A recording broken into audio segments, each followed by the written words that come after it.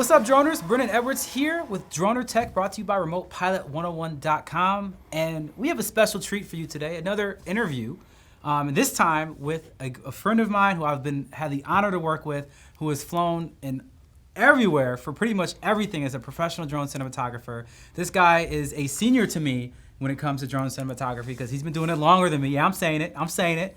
And he does it more than I do too, more consistently.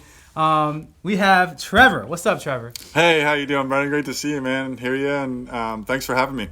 Yeah, man. Trevor is. A couple weeks ago, we talked to Jimmy, who's the other owner of Glide Aerials, and that's your company, right? Yeah. Jimmy and I'm really blessed to have Jimmy as a partner, and we work really well together. We started Glide Aerials in about 2011. You know, back in the days when the Phantom 2s were the big deal. So. We've been blessed to kind of, just fall into a really nice workflow and kind of right time, right place, and just loving what we do. So we're really blessed to be able to kind of play with toys for a living. So, man, 2011 that predates Phantom 2. That's like Phantom 1 and like soldering. Like you guys were soldering and like. Yeah, see, that's the thing. Go ahead. Oh, and Velcro on the bottom of the thing. There was no gimbals. We were just trying to get anything done. And finally, when the Phantom 2 came out, we all kind of breathed a sigh of relief that we could have some stable footage. Oh, my gosh. And, the thing is, like, Glide Aerials now is, like, one of the bigger drone cinematography companies, not only in L.A., but also across the country. And that you have, like, can you just give me a couple, like, of shows and stuff? Like, I flew with you guys on was it The Daily Show with James Corden? Whatever his name is. Late Show with James Corden. Late Show. That's what I said. Yeah, we do that. We're regular drone ops on that. We like to do all the big ABC Fox shows. We just did Holy Moly, Flirty Dancing on Fox. We do like a bunch of projects with Gordon Ramsay, 24 Hours to Hell and Back. So we just, as I said, we've been really blessed with the clientele we've had and the productions we shoot, and we've been lucky to be on some really big stuff. So our biggest show, obviously, before this whole COVID thing, was we were on Holy Moly before it got shut down, and it's one of our favorites to work on. So. Well, that raises a question, because a question I get, because I'm a pro cinematographer as well, and I do a lot of things similar to what you were just saying. But a question I get asked a lot of the times is like, hey, Dronr, like, I want to be a drone cinematographer like you. Like, what can I do to ever start working on sets and doing this? Like, what kind of advice would you give somebody asking to be able to do what you do? First you just got to have a love for it, right? You really just have to enjoy flying and shooting things, even if it's not for a big show, just something that you enjoy doing. My best plan for anybody out there is just get out there and start shooting. Get out there and see what kind of moves that you enjoy seeing for your eye, and get out there and just practice and fly. And fly, and shoot, and then put that footage out and try to get some feedback. And, as professional drone pilots, we're always happy to say, why don't you smooth out this move a little bit more? Or you can add this into your video that would help it a little bit, and kind of give tips and get feedback. And then probably the best way to get into film is, either you can, Glide Aerials always looks for VOs, and you can kind of get in that way. You could give us a call and see if we're looking for any VOs, and you can kind of start there. Or kind of the best way I found was just to start as a production assistant and see what it's all about, and go in there. And then sometimes you can end up, they might just need a drone and they don't have a guy there, and all of a sudden you're the licensed guy that's on the set and you get a shot, So I think just get out there. Well, dude, you just dropped a bunch of gems, and I want to clarify for everybody, because Trevor is such a pro that not everybody always knows the terminology. So when he says VO, he means visual observer, and that is every time you fly, regardless if you're flying a Phantom, a Mavic, Inspire, a hexacopter, any kind of drone you're flying. The visual observer's entire job is to keep their eye on the drone, so that what happens with that drone in the air. If anything happens in losing signal or any kind of, it's pretty much a safety position. It seems really simple to do, because it's like, just keep your eye on the drone, but it's hard to stay focused at it, to be fully honest, because I've obviously VO'd before, and I'm sure you have. And the other thing is that nobody wants to be the VO, because it's like the base level position in a drone company. Yeah, I think everybody's got to start somewhere, though. It's like you can't, unless you're like a really seasoned drone pilot with an incredible reel. We're always going to kind of start you there and see see what your skills are, and then move from there. So. No, I definitely agree. And one of the other things you said that I feel like is really important is having the love for it. I have not met a single drone pilot that wasn't in love with flying. And didn't do it as a hobby before they got into it. Because for me, I started off just doing it as a hobby because somebody wouldn't let me play with their drone. And so I bought my drone and just said, I'm just going to do this and I'm just show them up. And then I found out, it's like, this reminds me a lot of like video games. Yeah. You know, it's like, this is a lot like what I've done and how much I love playing. And I just really got into it and loved just being able to review the footage and see things from a different perspective. And other people started to like it. And I just kind of found my way. Exactly. So that leads me to the question for you is like, how actually did you get started? Like, how did you get started in drones and what was your first drone? It's pretty funny, actually. Like, my buddy who is a film producer, and we live in the same town. I just happened to be home from a job. It was pre-drones, obviously. I was in the production industry as a cameraman, and so I just returned home from a job. And my buddy, I was really tired. I just got off a plane, and my buddy said, "Come down to the beach right now. I got to show you something." And I'm like, "Oh, Lawrence, I'm a little tired right now. I don't really want to come down." He's like, "Just come down to the beach. Trust me." So I dragged my tired butt down to the beach, and he had a Phantom. And he said, "You got to check this out, man." He's like, "This is the future, you know." And I said, "Yeah, whatever. I've heard that before." And so he had this Phantom, and we flew it around, and you know, he had the first. I think it was he actually had a Phantom 2 because he had the first the stabilized gimbal, and he showed me the footage, and I was blown away, you know. And so, I bought one like 3 days later. I went to my wife and I said, "Listen, I'm sorry." And at that point, Phantom 2s, you were dropping like between $2,000 and $5,000 for the packages, you know? So it wasn't a cheap thing to get into. And so, you know, I went home and begged the wife and said, "This is kind of the future. I think this is the future of filming. We got to kind of get in early." And she said, "Go for it." So off we went and crashed a few of those, and you know, and we kind of went from there. You know, those ones you kind of threw, the props got thrown off of them, and you know, they lost signal like really easily. So it was, you know, and she's kind of, as I'm kind of dropping money into drones, she's kind of going, I hope this works out. And next thing you know, Glide Aerials was created. So that's hilarious because I like to make fun of two drones on this planet more than any other drones. One of them is the GoPro Karma. As for obvious reasons, because it literally just fell from the sky. And the other one is the Phantom 2. Because the Phantom 2, the difference between the Phantom 2 and the Phantom 3 was astronomical. Mind-blowing. Mind-blowing, because the Phantom 2 had a mind of its own. Like, you be flying it, and it's like, no, I'm going this way now. I'm just going to just fly. Yeah. And that's what would happen. And you're just like, did I just lose my drone and my GoPro? It's like, yeah, you did. And where did it go? Nobody knows. There was no such thing as visual observers back then either. Yeah. That was still kind of the Wild West, so it was a good fun time. Definitely, it was definitely interesting to say the least. Yeah. Well, you speak of the Wild West. I want to know, is every drone pilot has a collection of stories, you know, where you're just like, hey, this is one of my stories where I learned a valuable lesson, in drone flight. So like for me. For example, the other day I learned a valuable lesson that I decided to take a drone up when it was misty outside. And when I took it up, I found, first of all, do not fly your drone when it's heavily misty. It's a bad idea. But I did it to figure out why. It was a test, an experiment of why that is. And I got it up and realized that the bottom sensors of the drone get activated when there's a bunch of mist in the air, which means you can't really descend after you take off. And so you take off, the drone gets up there, and then it's just like, all right, cool, the ground's here, and it descends so slow. You can ascend all you want, but it descends really slow, and it's extremely difficult to get it back to yourself. And I was like, okay, that wasn't worth it. Not even close. And so that's like a small lesson I learned, and there's been much harsher lessons I've learned. But if you have any times or any stories of something like, hey, this is something I learned on set or something I learned as a pilot that was that I've had to move forward with. Do you have anything like that? Yeah, I definitely. I mean, one of my harshest lessons was.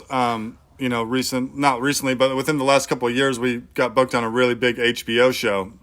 And so my business partner Jimmy and I were going to head out there. But at the same time, we had a few other shows, so we were kind of short on equipment because we have a bunch of Inspire 2s, but everybody needs a main drone for their flying bird, and they also need a backup drone because you never know what's going to happen with that thing, right? And so we were short of equipment, so we had a drone and a backup drone on other jobs, and we went without a backup drone. And when we got there, it wouldn't take off, and the motor had gotten broken somewhere between the flight. Jimmy told this exact same story. Yeah, I mean it's the one heart attack I think we've ever had. So,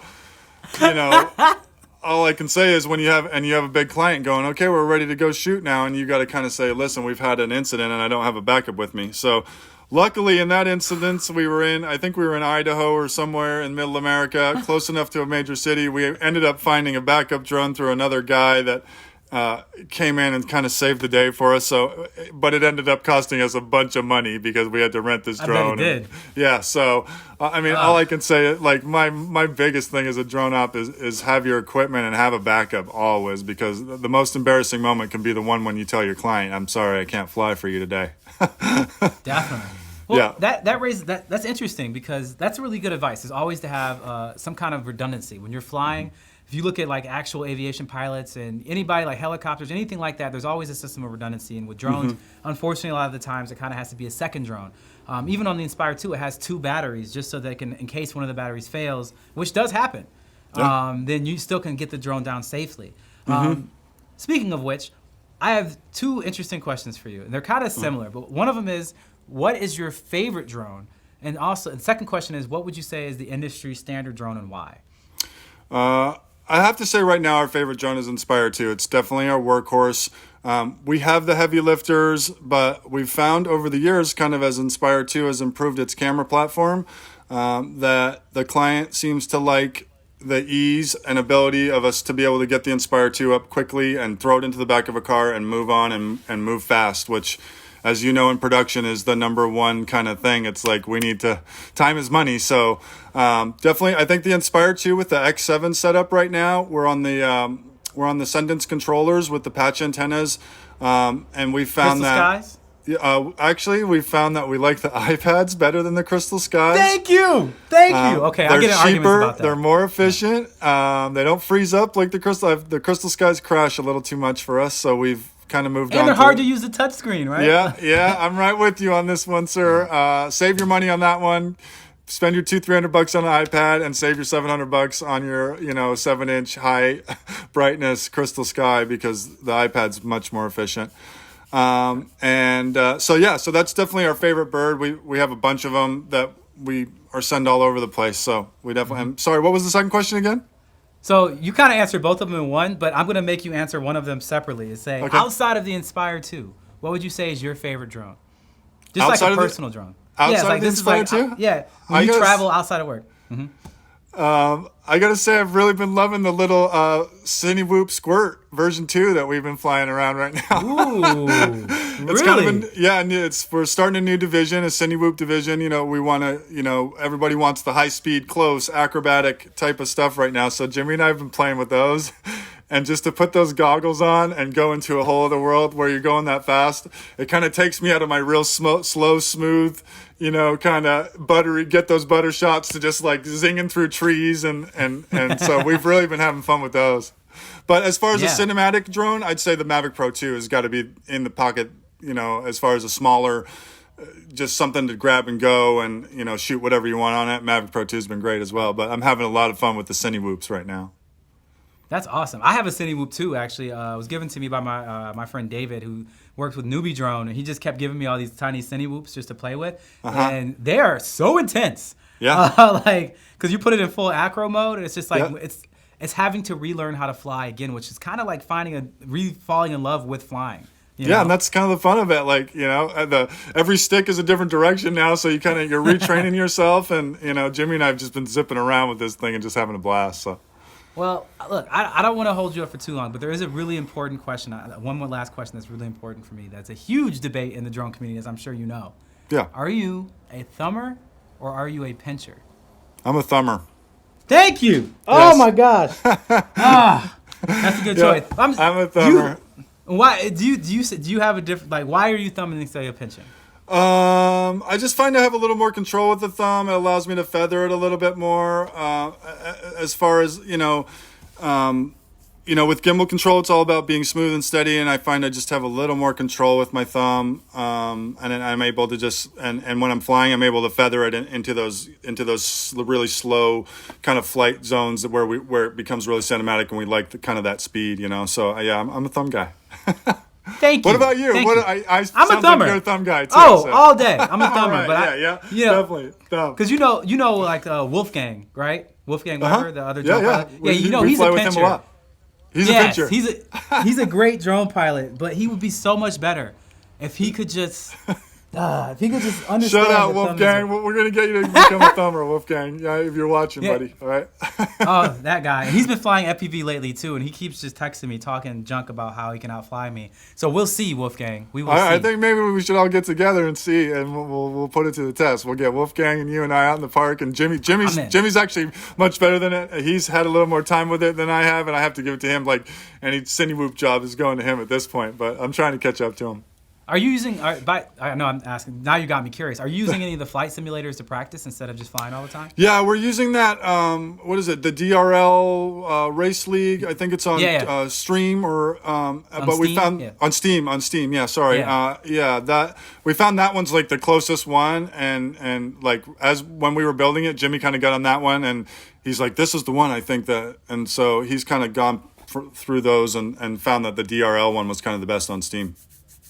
All right, cool. I mean, that's the one I've been playing on too. It's pretty crazy how accurate that is and how much it's like legit practice time. Like I'd say it's like 85% of accuracy of like what it's like to actually fly FPV. I agree, and zero consequences, right? Like so. Oh yeah. That's the best part. You don't have to change batteries. You know, like you crash into something. Like, you don't have to break frames or. Exactly. So So the best place to find you is either Instagram is at Glide Aerials, www.glideaerials.com, right? Yep. Or you can hit us up on email, info@glideaerials.com. If you have any questions or you're just interested in kind of what we're doing, you want to get involved, we'd love to hear from you. And he said he's looking for VOs. So anybody out there saying, how do I get into the drone industry? Being a visual observer is by far the best because you're going to learn all the technical aspect of the drone. You will be the one probably building most of it with obviously supervision from someone like Jimmy or Trevor here. But otherwise, it's like your job is really to learn, listen, and watch. And I think there's no better place you can be on a drone or film set wanting to be a drone pilot than to be a VO. That's the first time anybody's given me that advice before. I didn't even think about that. That's actually excellent advice that I'm gonna be stealing from you.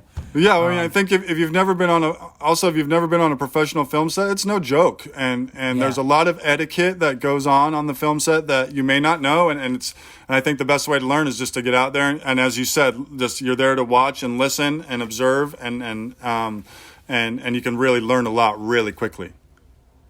Definitely, and what you just said is awesome. You just like dropping knowledge, like you like drop gems like they're nothing. You're like, yeah, there's a lot of etiquette. Like film set etiquette is a whole thing that you can make or break the entire job, regardless of how good of a drone cinematographer you are, regardless of how good of whatever you are on that set. If you don't understand the set etiquette and what you're supposed to do or where you're supposed to be and when, why, and like all that stuff, you can literally ruin all of your opportunities to work with everybody there just because you don't know it. So being with somebody like Glide Aerials, like Trevor, maybe like myself or Jimmy, and who can show you the ropes is a huge advantage and huge leg up than somebody just being brought into a film set for the first time, expecting to know what's going to go on and making mistakes that are easily avoidable. Yeah, you may think it's a big world, but word of mouth travels really fast in our industry, and one bad thing can kind of destroy you. So, you know, it's just important to go out there and put your best foot forward every time you go out there. So, I couldn't agree more. Well, Trevor, thank you, man. I really appreciate you making the time. We already said how to find you, brother. Once again, I said, thank you, sir. You're the man. Oh, thank you. We love doing anything with you. And as I said, he says we're above him, but he's right there. We're equal. So there's no, don't let him fool you, folks. Don't let him fool you. He's being a little humble for once. So he even has a hat. Like, you see this? He has a hat for the. I don't have a hat for what I do. Either way, I will take your compliments, sir. Thank you. Everybody, thank you so much for tuning in. Make sure if you have any questions that you guys want me to ask of any other future drone cinematographers or Glide Aerials, leave them in the comments. This has been Dronr Tech Interviews, brought to you by RemotePilot101.com. And make sure you stay fly. Swag. Good. Cool. That was great. Good.